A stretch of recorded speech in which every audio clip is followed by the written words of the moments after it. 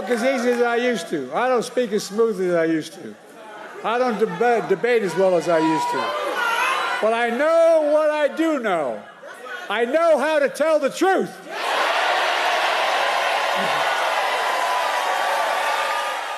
You just saw Joe Biden in Raleigh, North Carolina on June 28th, 2024, the day after the disastrous debate with Donald Trump.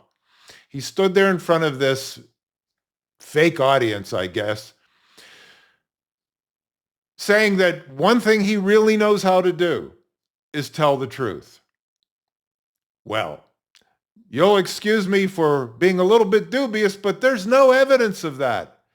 And he was my inspiration for writing Duped Again, Why Sophistry Works. This book is not about Joe Biden, but Joe Biden plays an important role in this book, because if it hadn't been for his daily lying, I never would have written it. If you go to dupedagain.com, you can read all about the table of contents.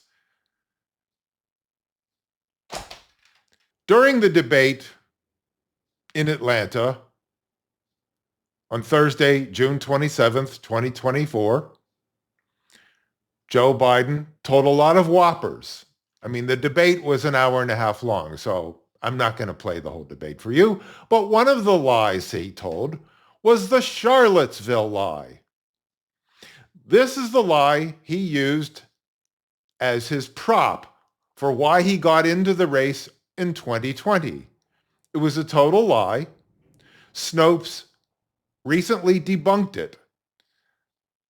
When Joe Biden claims that Trump said that there were fine people on both sides, referring to the white supremacists. Total lie. Watch. Could you ever think you heard any president say that I'm going to seek retribution?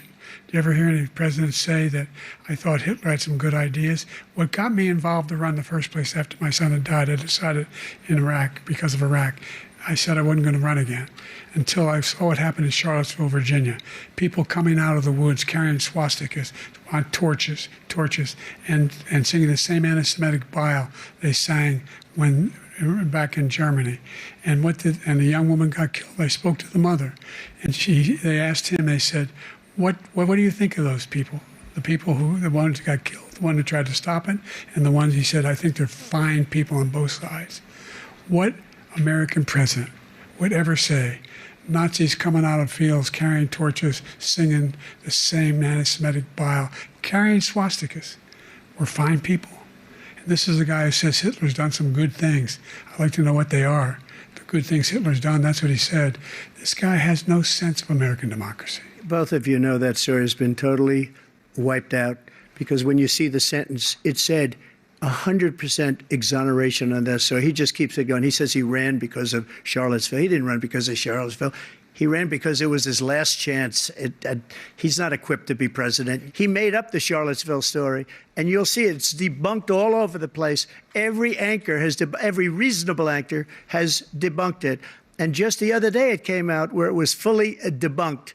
It's a nonsense story. He knows that, and he didn't run because of Charlottesville. He used that as an excuse to run. I have a section in my book, Duped Again, about the Charlottesville lie.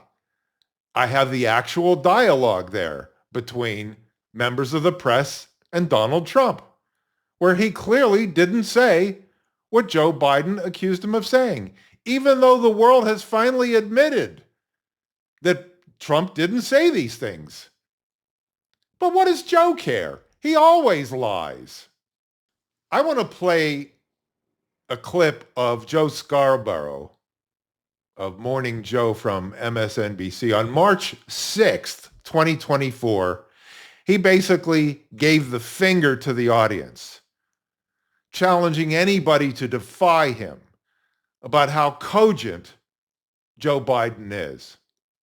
But before I play that clip, I want to show you the evidence of how cogent Joe is not.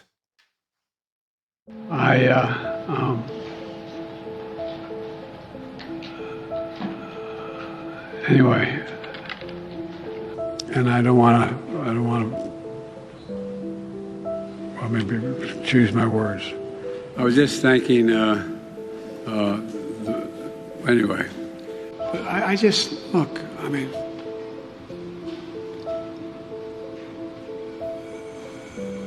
Putin's kleptocracy, yeah. It was in January, after being elected. The late January, early February.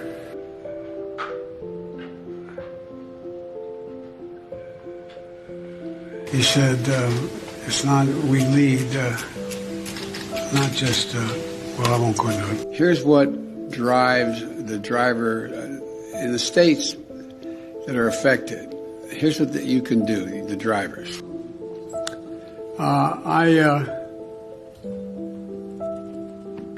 For two reasons. One,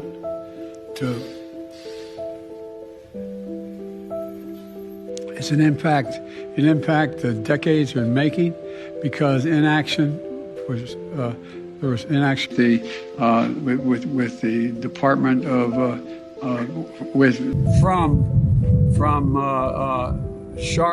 from Charlotte, another line going from in Florida down to Tampa. The best way to get something done, if it holds near and dear to you that you like to be able to, anyway.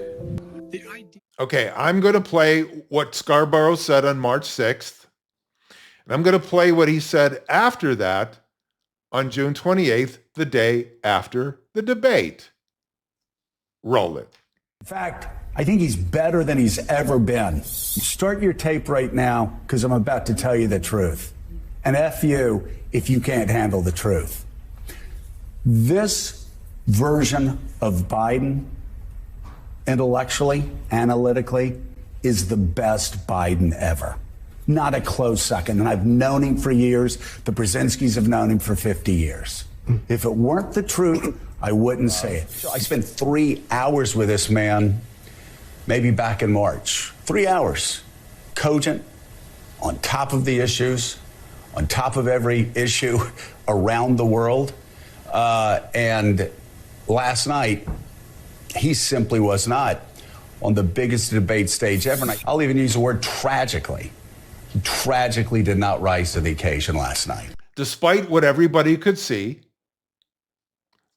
members of the TV audience around the world, you had panelists on MSNBC and CNN mourning a death of their candidate. They were all saying, it's over for Joe. We're shocked. Of course they're not shocked. They're lying. They're always lying. But Kamala Harris told Anderson Cooper of CNN that Joe had a slow start, but a strong finish. Listen, first of all, what we saw tonight is the president making a very clear contrast with Donald Trump on all of the issues that matter to the American people. Yes, there was a slow start, but it was a strong finish. And what became very clear through the course of the night is that Joe Biden is fighting on behalf of the American people, on substance, on policy, on performance. Even the New York Times says Joe has to go for the good of the country. But Joe, as you could see in his speech in Raleigh, said he's not going anywhere. And here's the front page of the New York Post, essentially saying, over my dead body, he's not going anywhere. And Obama and Bill Clinton have rushed to the side of Joe Biden to support him, saying, oh, we all have bad debates every now and then. And he's had 3.5 years of great leadership. The reason that they're defending him is because he's not going anywhere. Jill Antoinette is not going to allow him to go anywhere. She's clinging to the White House with her fingernails. She loves the power. She loves the trappings of power. She loves Air Force One, the White House, the whole bit. She does a lot of speaking for Joe because he can't. There's no choice but to support Biden because otherwise Obama and Clinton have to support Trump. Nobody can make Joe leave. The way our federal republic, our constitutional republic is set up is the states run the elections. And states have rules about whether you can take out a candidate or not. And at least 16 states say, oh, not so fast.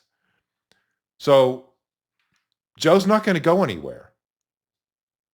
He's the candidate. The whole point of Duped Again is that we are surrounded by lies.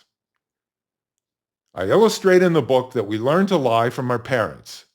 Some people are offended at that comment, but I did the research. It's true. Then kids learn to lie in school. Now they're learning to lie from their doctors. They're learning to lie from the Democrat Party, from the media, and from officials in the government, elected and unelected. That's why I urge you to read it, because you will learn why there's so much lying in your life and why you believe the lies. The big lie, don't forget, is if you hear a lie loud enough and long enough, eventually you're going to believe it. And that's why sophistry works, the subtitle of my book. So in essence, that's what's happening here. They're lying and lying and lying. Joe told so many lies during that debate, I lost count. But that's who he is. It doesn't seem to be working anymore. But that doesn't stop people like Obama and Clinton from coming to his aid. Let me know how you like my book. And of course, I'd love a great review from you on Amazon. This is Marc Rudov. Until next time.